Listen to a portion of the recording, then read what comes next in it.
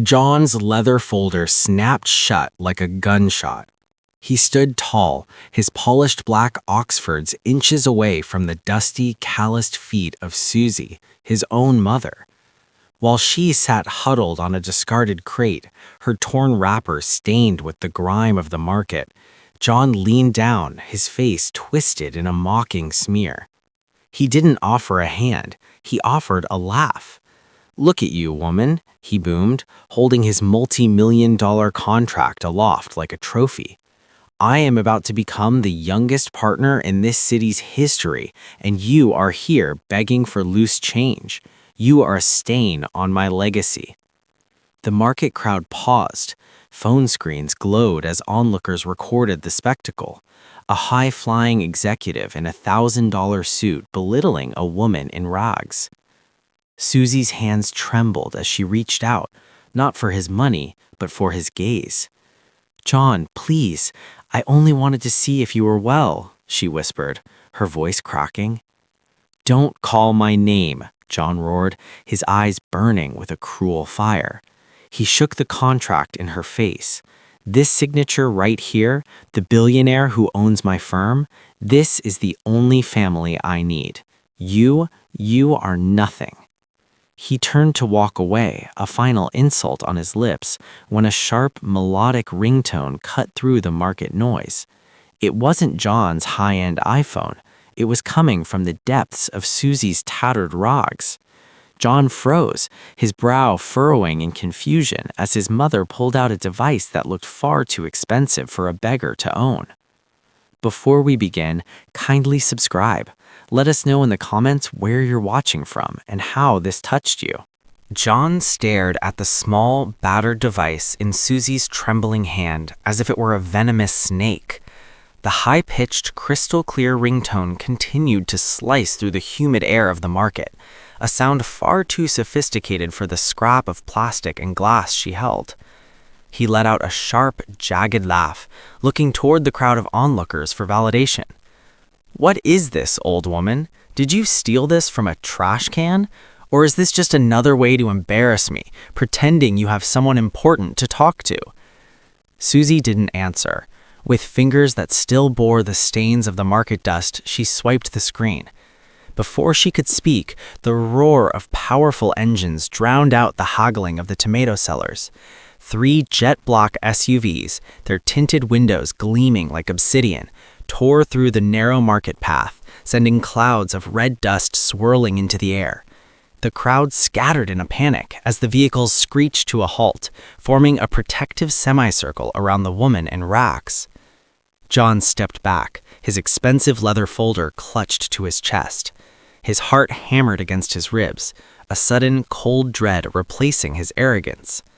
From the lead vehicle stepped a man in a charcoal gray suit, his presence commanding an immediate, heavy silence. It was Barrister Isaac, the most feared and respected legal mind in the corporate world. John's eyes widened. He knew that face. Isaac was the personal representative of the mysterious billionaire who had just acquired his firm. "Barrister Isaac?" John stammered, his voice thin and desperate. "Sir, what are you doing in a place like this? Please excuse this woman, she's a vagrant. I was just about to have security clear the area, so—" "Silence, Mr. John," Isaac snapped, his voice like a whip. He didn't even look at the young executive. Instead, he walked straight into the dirt, ignoring the filth on his hand-stitched shoes, and bowed deeply before Susie. "Madam Susie," Isaac said with profound gravity, "the transfer is complete. You are now the majority shareholder and sole owner of Stargate Holdings. Every asset, every contract, and every employee, including this young man standing here, now belongs to you." The market went so quiet that the sound of a falling leaf would have been deafening. John felt the world tilt. The billionaire signature he had spent months chasing, the one at the bottom of the contract he held like a holy relic, flashed before his eyes. He looked at the jagged, elegant S on the page, then back at his mother's weathered face. The handwriting was identical. My firm?" John whispered, his knees buckling.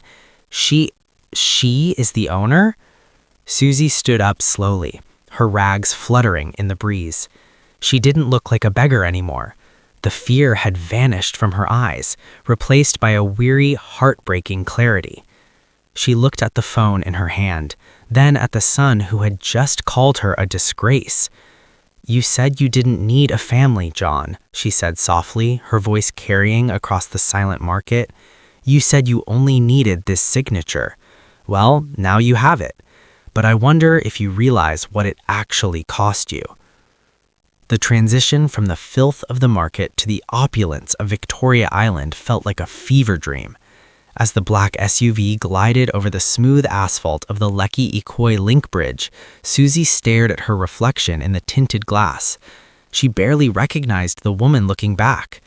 Behind her, the market, with its mud, its mockery, and the stinging memory of her son's laughter, was fading into a blur of gray and brown. Beside her, Barrister Isaac remained silent, his presence a stabilizing force as they pulled into the gates of a sprawling white marble estate that kissed the edge of the lagoon.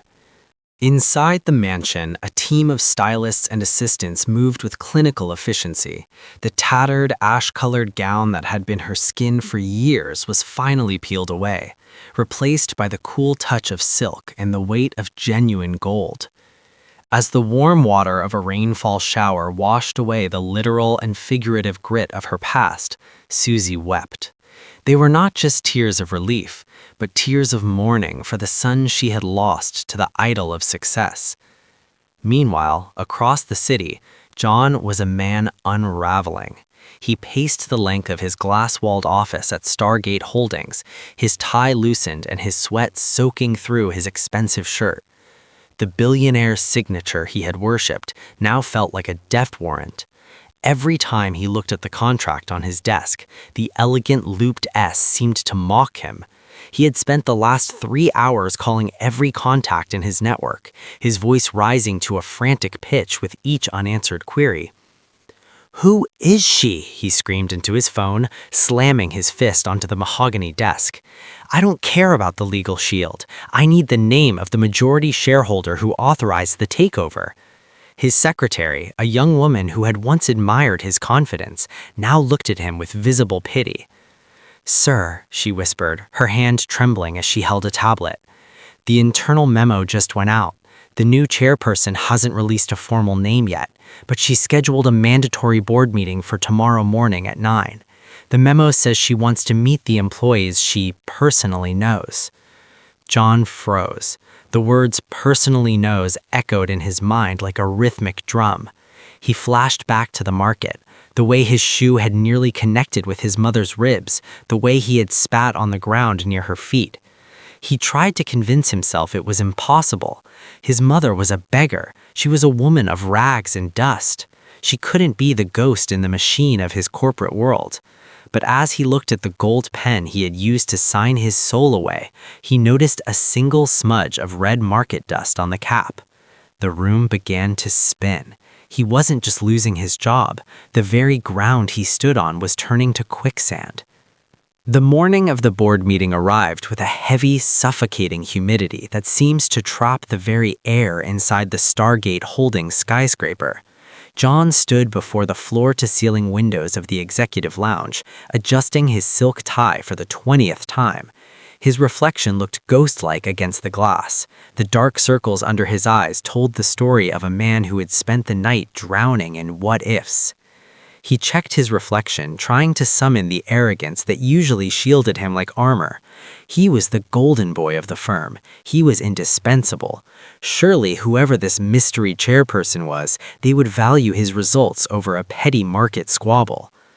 "Mr. John, they are ready for you," his secretary whispered, her voice devoid of its usual warmth. John straightened his shoulders, took a sharp breath, and marched toward the grand double doors of the boardroom. He held his leather folder tightly, the contract within acting as his only shield.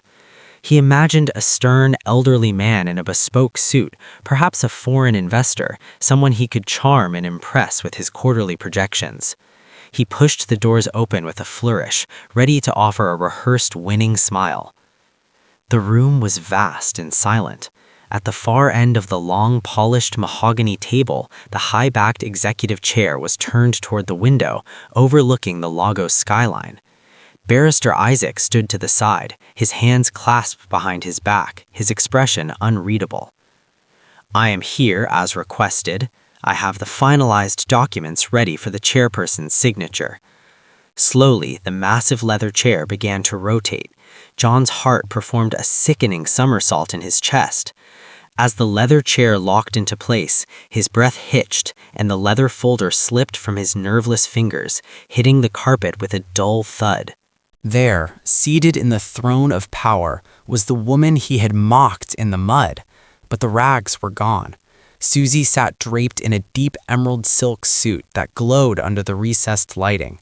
Her silver hair, once matted with market dust, was now styled in an elegant, regal crown. Her skin, which he had called filthy, shimmered with the glow of expensive oils. She didn't look like a beggar, she looked like an empress.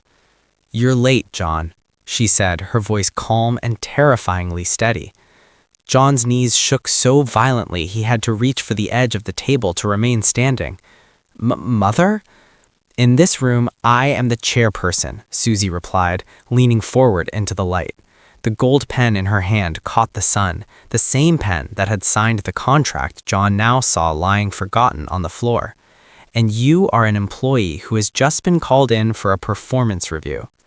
Tell me, John, now that you've seen the face of the billionaire you were so eager to serve, do you still think my presence is a disgrace to your image?" John felt the oxygen leave the room. He stared at the woman in the emerald suit, his mind refusing to bridge the gap between the beggar he had nearly kicked and the titan sitting before him. He fumbled for the contract on the floor, his hands shaking so violently that the paper rattled like dry leaves in a storm. He scrambled to open the folder to the final page, his eyes darting between the signature at the bottom and the gold pen resting between Susie's manicured fingers. The signature was a masterpiece of fluid loops and sharp strikes, a distinctive S followed by a series of elegant rising peaks. It was a mark of absolute authority, the kind of script that only comes from a lifetime of quiet discipline. John's mind flashed back to his childhood, to the small wooden table and their one-room shack where his mother used to help him with his homework. He remembered her guiding his hand, her own handwriting dancing across the page in that exact same rhythmic pattern. It was a signature he had seen 1,000 times on school forms and grocery lists, but in his blind pursuit of status, he had scrubbed that memory from his soul. "The S," John whispered, his voice cracking like breaking glass. "The loop at the end of the Y. It's yours. You didn't just find this money, you've always had this strength." Susie picked up the gold pen and scribbled a single note on a memo pad. She slid it across the mahogany table toward him. The handwriting was a perfect, undeniable match to the multi-billion-dollar contract. "I spent 20 years hiding my lineage to see if I could raise a man of character without the crutch of wealth. I chose the rags to see if you would offer me a hand. Instead, you offered me your shoe." The realization hit John with the force of a physical blow. The billionaire signature he had bragged to his colleagues, the one he claimed was his ticket to the elite, was the very hand he had pushed into the mud only yesterday. The irony was a bitter poison in his throat. He looked at the security guards standing like statues by the door, then back at the mother he had treated as a disgrace. The weight of his own cruelty finally broke him. John's knees gave way completely and he collapsed onto the plush boardroom carpet, not as an executive, but as a shattered child. He began to sob, the sound raw and ugly in the pristine silence of the office. "Mother, please," he gasped, reaching out toward the hem of her silk trousers, but he stopped himself, his hand hovering in the air as he remembered how he had shied away from her touch at the market. "I didn't know. I was blind. Please, don't destroy me." Susie didn't move. She watched him crawl in the dirt of his own making, her expression a mask of regal sorrow. "You weren't blind, John. You just chose only to see people who could do something for you. And now you are realizing that the person you thought could do nothing owns everything." Susie watched the shell of the man her son had become, weeping on the expensive boardroom carpet. The silence of the other board members was a heavy, suffocating weight, their eyes flitting between the powerful woman in emerald silk and the disgraced executive at her feet. For a long moment, Susie remained still, her face an unreadable mask of regal stoicism. Then she slowly stood up, her movements graceful and deliberate. "Stand up, John," she said, her voice echoing with a maternal authority that cut through his sobs. John scrambled to his feet, wiping his eyes with the back of his hand, his posture hunched and defeated. He expected a security detail to drag him out. He expected a lawsuit. He expected to be cast back into the very poverty he had so cruelly mocked. "I am a mother before I am a CEO," Susie announced, turning her gaze toward the room. "And as a mother, I believe in the possibility of redemption. My son has forgotten where he came from, but perhaps he can learn who he is supposed to be." She looked back at John, her eyes narrowing. "I will not fire you, John. I will not strip you of your title or your contract." A collective gasp rippled through the room. John's face lit up with a spark of hope, a desperate, predatory glint that Susie did not miss. "Oh, thank you, Mother, thank you. I promise I will make it up to you. I'll be the best partner this firm has ever seen." "Do not thank me yet," Susie interrupted, her tone turning ice cold. "You will keep your contract, but you will no longer lead the Mergers and Acquisitions Department. As of this moment, you report directly to Barrister Isaac. You will be a junior associate. You will work in the communal cubicles with the interns. You will handle the filings, the coffee runs, and the menial tasks you once thought were beneath your dignity. You will earn your salary by serving the people you used to look down upon." The hope in John's eyes flickered and died, replaced by a stinging, fresh humiliation. To stay in the company as a subordinate, to be watched by the colleagues he had once bullied, was a sentence worse than being fired. It was a public stripping of his ego. "This is your test of character," Susie continued, leaning in until she was inches from his face. "If you can work with humility under the mother you called a disgrace, then perhaps you are fit to lead. If not, the door is always open and the street is just as dusty as it was yesterday." John swallowed hard, his throat tight with a mixture of repressed rage and survival instinct. He looked at the gold pen in Susie's hand, the symbol of the power he had lost, and nodded slowly. I understand, Chairperson." Susie sat back down, dismissing him with a sharp wave of her hand. As John walked out of the boardroom, his head bowed in shame, Susie leaned back in the executive chair. She had given him the gift of mercy, but deep in her heart she feared that pride was a disease that no amount of forgiveness could truly cure. She would watch him not as a doting mother, but as a guardian of the legacy he had almost destroyed. The days that followed were a slow, agonizing poison for John's spirit. Every morning he had to walk past the floor-to-ceiling portraits of his mother that now adorned the lobby, and every afternoon he sat in a cramped, noisy cubicle between two snickering interns. The humiliation was a constant physical ache. He who had once flown first class to close deals was now tasked with cross-referencing spreadsheets and fetching coffee for Barrister Isaac. Every time he saw Susie's car, the sleek black SUV that had rescued her from the market, pull into the executive parking bay, his heart curdled with a dark, fermented resentment. He didn't see mercy in her eyes. He saw a cage. He didn't see a second chance. He saw a public execution of his dignity. The whispers in the break room followed him like a shadow. "There goes the golden boy," they would hiss, cleaning up the dirt he tried to kick his mother into. By the end of the second week, the shame had transformed into a cold, murderous resolve. John sat in a dark corner of a low-end bar on the outskirts of the city, far from the polished marble of Victoria Island. The smell of stale beer and cheap cigarettes was a far cry from the expensive cologne he used to wear, but it suited the darkness growing in his chest. Across from him sat two men with scarred faces and eyes as empty as dead stars, men who existed in the shadows to make problems disappear. "She's an old woman," John whispered, his voice trembling, not with fear, but with a frantic, desperate greed. He pushed a thick envelope across the sticky table. It contained the last of his personal savings and the jewelry he had stolen from his own mother's dresser years ago. It needs to look like an accident, a break-in at the mansion, or a mechanical failure on the highway. I don't care about the details, I just need her out of that chair. The larger of the two men opened the envelope, counting the notes with a slow, methodical greed. "You're talking about the chairperson of Stargate," he rumbled, his voice like grinding stones. "That kind of light brings a lot of heat." "She's just a beggar in a silk suit," John hissed, leaning forward, his eyes wild. "The company belongs to me by blood. Once she's gone, I'll be back in control. I'll pay you 10 times this amount the day the will is read."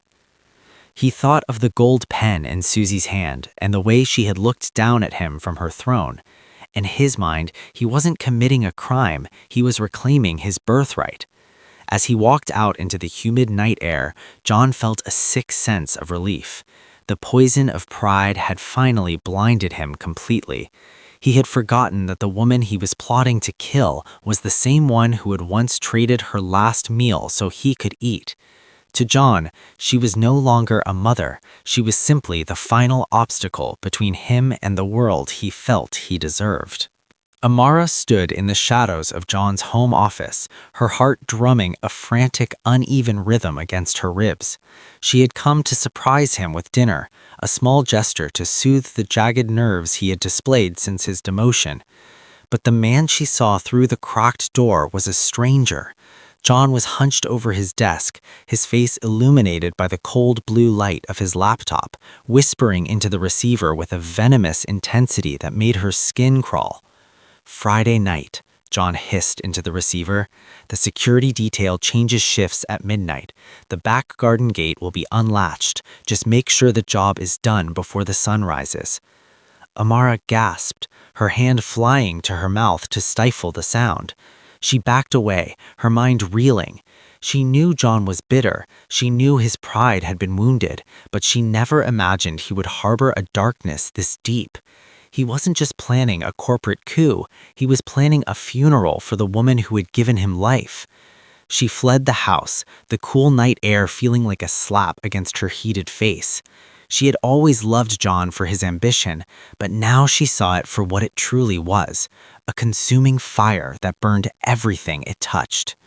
As Amara drove through the winding streets of Lagos, the image of Susie, the woman who had greeted her with such gentle, weary kindness despite her newfound power, flashed in her mind.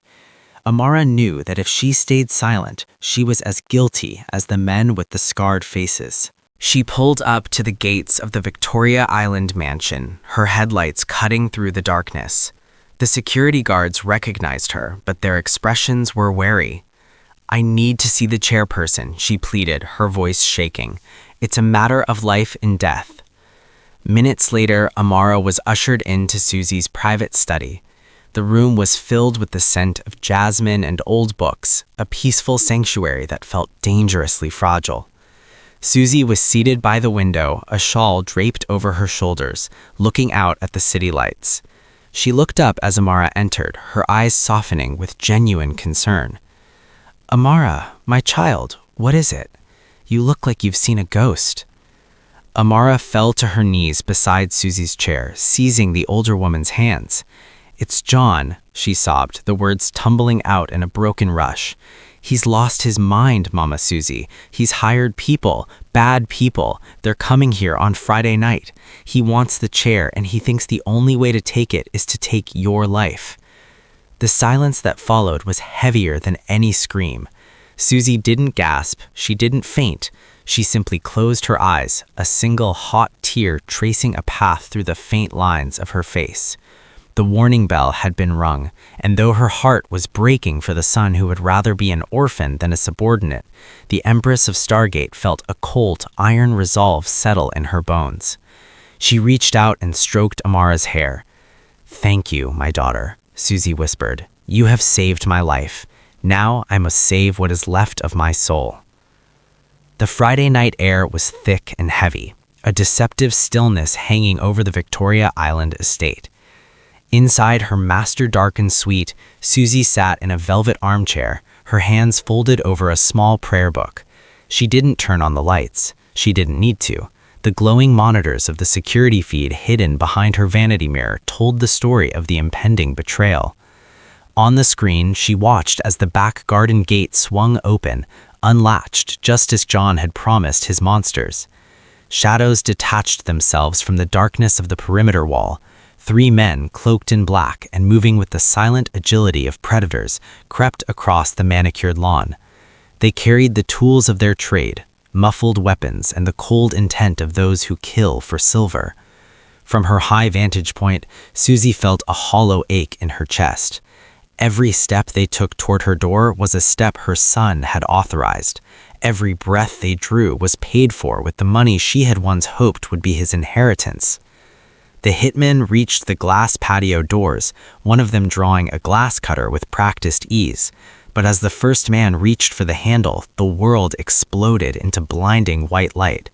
Gigantic floodlights, hidden within the ornamental trees and along the eaves of the mansion, snapped on simultaneously, turning the midnight garden into high noon.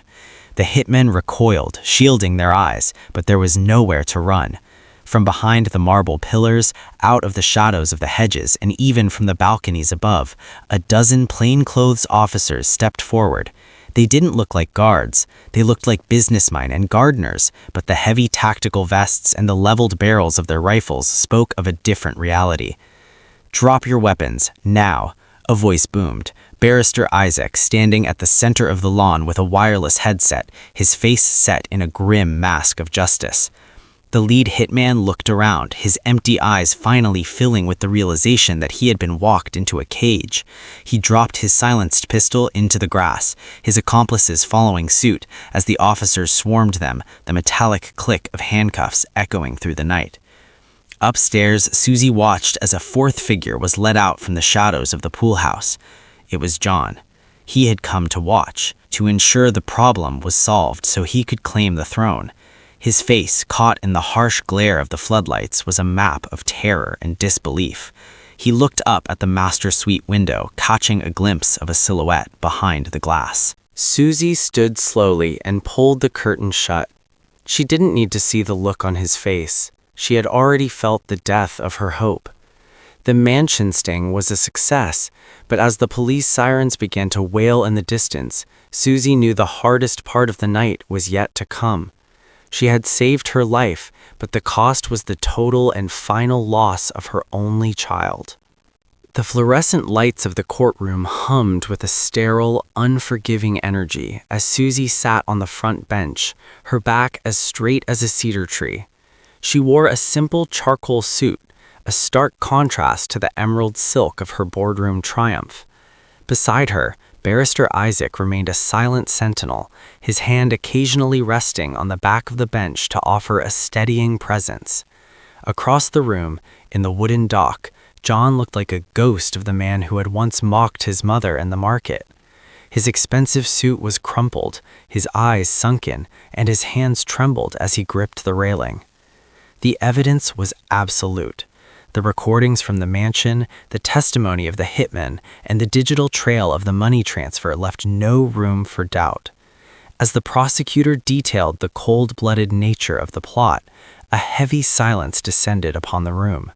John's eyes darted toward his mother, searching for a flicker of the maternal weakness he had always exploited. He mouthed the word "mommy," his voice a desperate, silent plea for one last intervention. But Susie did not look away, nor did she soften. Her heart had already been buried on the night of the sting. When it was her turn to speak, she stood with a dignity that silenced the whispers of the gallery. She looked at her son, not with hatred, but with a profound, weary clarity.